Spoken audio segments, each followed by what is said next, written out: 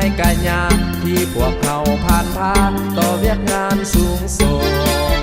ลำวงประสงค์ปัดเป่าให้ความง่วงเหงาได้สูญสิ้นไปความง่วงเหงาได้สูญสิ้นไปลำวงของเรายุคใหม่ก้าวไป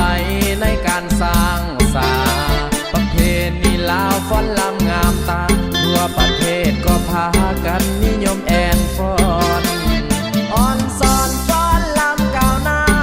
ปกปักรักษาเอาไว้ให้ยาวยืนนานมาฟ้อนลำสำลานมา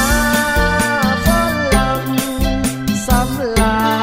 นเฮาหันพร้อมกันสร้างผลงานออกแข่งขันสามัคคีร่วมใจเดินตามพักสีทางให้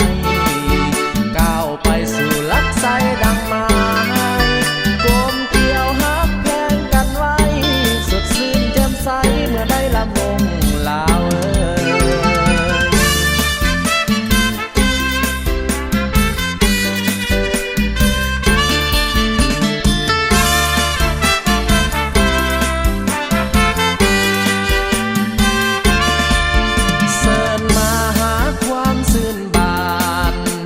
ประสานเสียงเพลงลำวงทำลายความอิดเมื่อยกะยากที่พวกเขาผ่าน